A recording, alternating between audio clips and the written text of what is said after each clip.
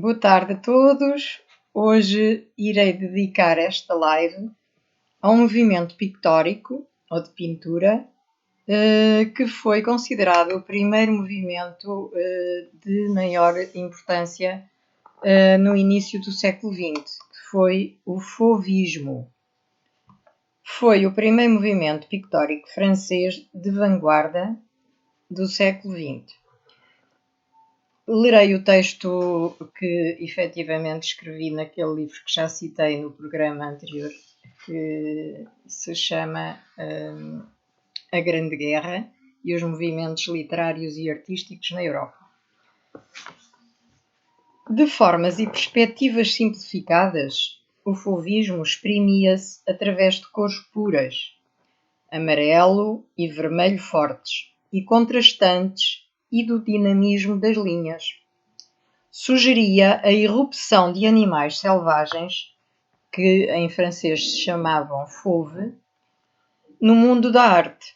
Devido ao seu modernismo agressivo, causou enorme escândalo durante o curto espaço de tempo em que o grupo fauvista esteve unido. Alguns dos seus associados terão posteriormente aderido ao cubismo. Os fauvistas estavam mais preocupados em transmitir as sensações e as emoções que lhes causava o mundo exterior do que na representação fiel do mesmo. De grande dinâmica nas suas linhas, esta corrente assentava na bidimensionalidade da tela, rejeitando a perspectiva, pelo que o espaço pictórico resultava do uso da cor e não do desenho. Esses pintores receberam influência de Cézanne, Van Gogh, Gauguin e da arte oriental japonesa. Combateram o impressionismo e rejeitaram o neoclassicismo e o simbolismo. Esta vanguarda surgiu em 1905 no Salão de Outono em Paris. O crítico Louis Vauxhall usou o termo cage ou fauve, jaula de feras, para designar a expressão cromática agressiva utilizada por esses pintores que apelavam aos instintos e à expressão com o objetivo de despertar as sensações do público. Usavam as cores como se fossem granadas que soltavam luz, dizia André Derain, um dos notáveis pintores que figura nas histórias da arte do século XX. Foi um entusiasmo juvenil o que distinguiu os fauve dos seus predecessores neo-impressionistas. Pedantes, pintaram com maior vigor, tendo dado grande expressividade à forma. A pintura fauve de Derain combina a veemência de um Vlaminck com a cultura de um Matisse. Porém, na arte de Vlaminck, o instinto pictórico desempenhou um papel superior ao intelecto. Quanto aos colegas de Matisse, consideravam-no uma mente superior que fornecera ao fauvismo as suas bases estéticas e intelectuais. Marquet e Matisse, que foram influenciados por Gustave Moreau em Paris, por Cézanne e pelo impressionismo, foram responsáveis por esse movimento revolucionário, sendo com toda a razão Henri Matisse considerado o mestre do fauvismo. Datam de 1911 a 1913 a série das odaliscas, inspiradas nas deslocações que efetuou a Marrocos. O fauvismo, tendo-se centralizado em torno da figura de Henri Matisse, atingiu o seu apogeu em 1907. Essa corrente integrou os maiores pintores franceses como Georges Braque, Roll Dufy, Georges Rouault, Maurice de Vlaminck, André Derain, Kees van Dongen, Otto Friese, Valtate e alguns alunos do ateliê de Gustave Moreau, como Henri Matisse, Albert Derain, A. Lot, Oskar Kokoschka, A. Martin e Charles Camon e ainda Albert Marquet.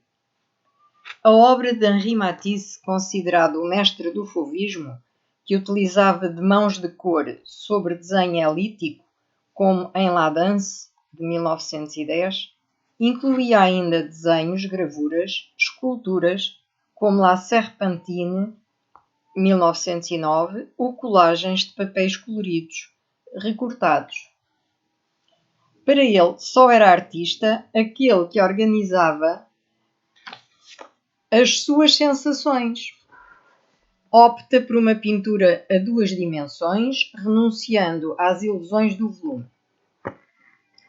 Numa época de agitação e buscas atormentadas, sonha com uma arte tranquila que pudesse apaziguar o espírito do homem. Desenvolveu os dados básicos do fauvismo num estilo lírico e sintético. E enquanto Marquet pintava paisagens líricas, quase tradicionais, Vlaminck introduzia nas suas paisagens os tons exagerados do expressionismo. Penso que poderei ainda hoje falar do segundo movimento mais conhecido no início do século, que foi o cubismo. É um texto um pouquinho mais longo, mas vamos ver se conseguimos, para além do primeiro movimento, o fauvismo, falar do cubismo. Neste movimento artístico, a representação pictórica dos objetos efetuava-se segundo novas formas mais autónomas de construção plástica, nunca até então experimentadas desde o Renascimento. É considerado o movimento mais importante de todos os movimentos vanguardistas. Fundamentou a sua pesquisa nos valores plásticos. Georges Braque foi, em conjunto com o pintor espanhol Pablo Ruiz Picasso, o inventor do cubismo. Foram os dois primeiros pintores que introduziram, portanto, o cubismo na Europa. Este movimento influenciou pela sua concepção as formas atuais, adotadas pela arte industrial moderna e pela linguagem publicitária. Foi uma das correntes que maior pleiade de artistas concentrou. Henri Matisse, por exemplo, que também integrou o cubismo, utilizou antes da Grande Guerra cores escuras. Contudo, depois desse cataclismo mundial, escolheu cores claras, tendo no final da sua obra atingido certos esquemas coloridos, quase considerados abstratos. O cubismo terá seguido uma via semelhante ao das outras áreas culturais no início do século XX, numa tentativa de se libertar das estruturas formais clássicas. As suas características baseavam-se numa nova dimensão de realidade relativamente ao objeto artístico. Concentrava-se no problema do objeto, que é preciso destruir, mas também reconstruir, ao contrário do impressionismo, que tendia a anulá-lo. Terá tido repercussões na arte abstrata e o seu estilo angular inicial contribuiu para a evolução da arte expressionista e do design industrial.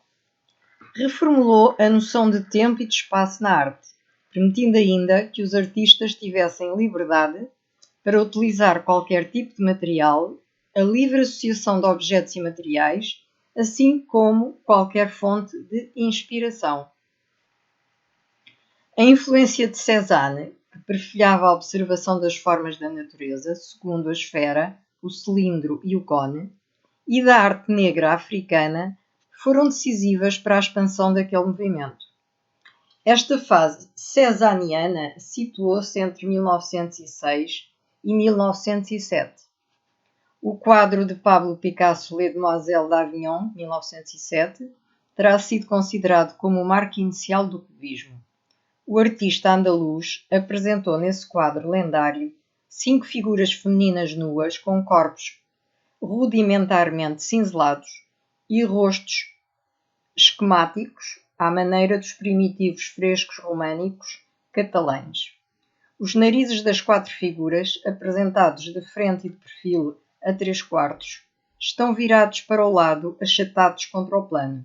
Os corpos não são modelados, não têm volume. Tal exotismo tinha um significado formal. Picasso sempre negara ter sido influenciado pela arte africana, mas visitar ao Museu Etnográfico do Palácio do Trocadero e, tal como Matisse e Derain antes dele, ficara muito impressionado com a escultura africana. Essa corrente consistia na separação das imagens fenoménicas da realização plástica. De facto, surgiu da colaboração de Georges Braque e do espanhol Pablo Picasso. A arte destes dois autores foi marcada pela análise de paisagens e objetos que apresentavam influências de Paul Cézanne. Contudo, a partir de 1907, Pablo Picasso e Georges Braque, que abandonaram o fauvismo, passaram a estar mais interessados na estrutura e na essência das coisas do que na sua representação formal. A apetência do cubismo pelas formas abstratas contribuirá para torná-lo a matriz, de diferentes correntes abstracionistas, como no caso do movimento holandês De Stijl e da produção dos artistas russos das duas primeiras décadas do século XX. Quanto ao cubismo analítico, apareceu a partir de 1909, tendo-se prolongado até 1912. Foi a fase de teorização do cubismo e os dois artistas adotaram vários ângulos de visão para figurar um único objeto que dissecavam sob diversos aspectos através de cores sóbrias, atingindo a abstração. Era um cubismo hermético. A oficina de Bateau Lavoir, em Montmartre, seria então frequentada por críticos e escritores como Guillaume Apollinaire, Max Jacob, Blaise Sanders e Gertrude Stein, que também se reuniam no ateliê de Picasso. Porém, em 1912, esse estilo encontrou uma nova perspectiva de apresentar a realidade. Surgiu então o cubismo sintético, que aproveitava letras e algarismos recortados em lâminas de cartão ou metal para serem coloridos a pincel e utilizava a colagem e o papel colado. Com a introdução destes elementos, pretendia-se estimular o espectador. Desse modo, sob uma forma original, acabaram por retornar ao real. Em outubro desse ano, Pablo Picasso, que usava o termo quadro-objeto, porque achava que a pintura dificilmente se poderia considerar uma natureza morta, e porque se destinava a pendurar na parede, começou a imaginar como representar instrumentos musicais, atraído pelo lirismo que esses objetos encerravam. Pintou então uma série de formas esculturais tridimensionais com o feitio de guitarras. Aliás, essas obras são variadas e muito conhecidas até hoje, porque ele fez vários quadros dentro desta perspectiva, não é? Conseguiu assim alargar os horizontes da arte através dessas invenções formais, porque criou uma metáfora plástica para toda a pintura emoldurada. Joan Gris veio acrescentar ao cubismo uma certa intelectualização. Essa estética absorvente integrou ainda artistas como Jean Metziger, os irmãos Duchamp, Louis Marcoussis, Léger e R. Delaunay.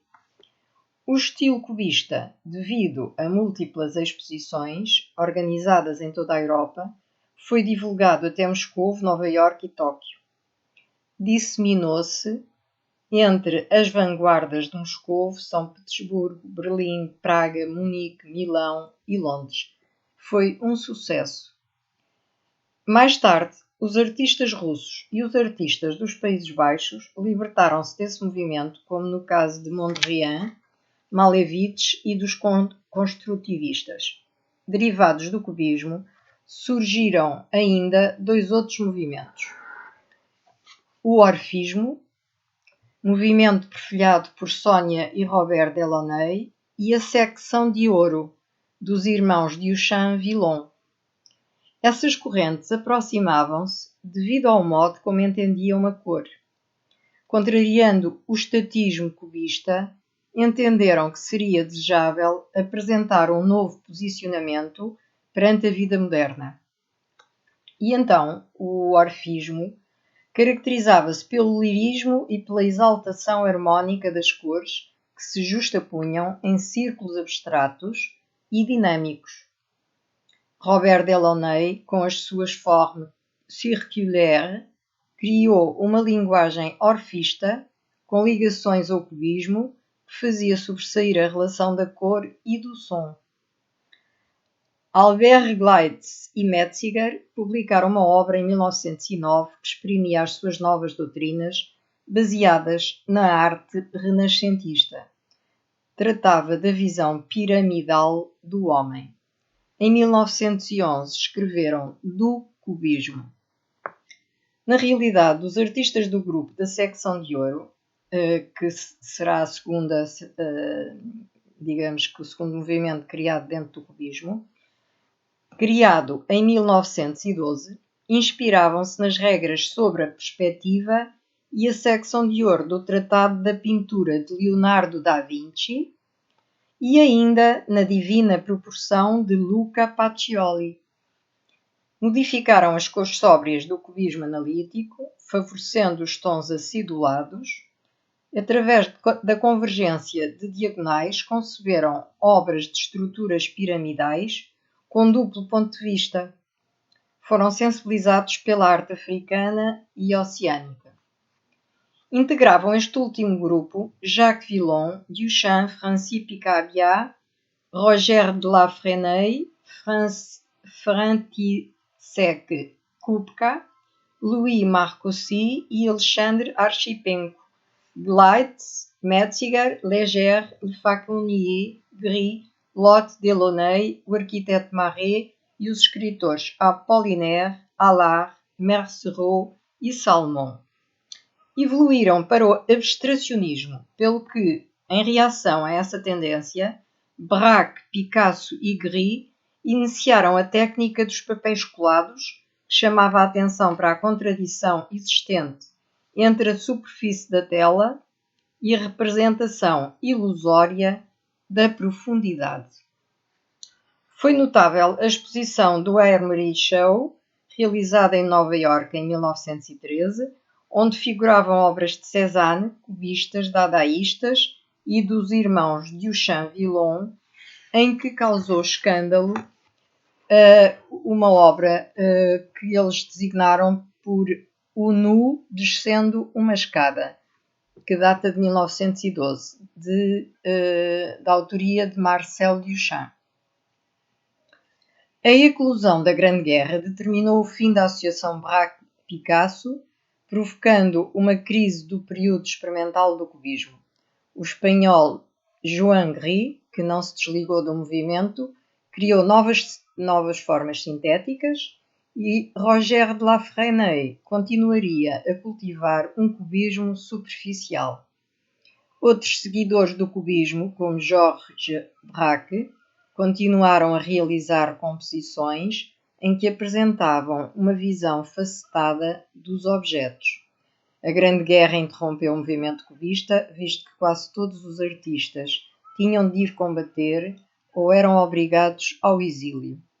Muitos ficaram feridos, outros morreram. Pablo Picasso, cujo país não participou da guerra, continuou a viver em Paris, tentando tomar novos rumos estéticos. Por seu lado, Otto Dix retomou a tradição alemã do retábulo e pintou um tríptico intitulado A Guerra. E por hoje termino, porque acho que foi uma bela,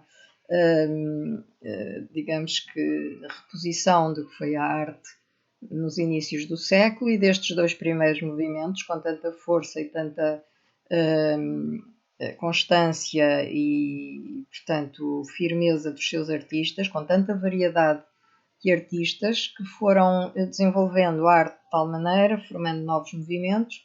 E por aqui me fico e da próxima vez falaremos de outros movimentos artísticos do período inicial do século XX. Boa tarde a todos.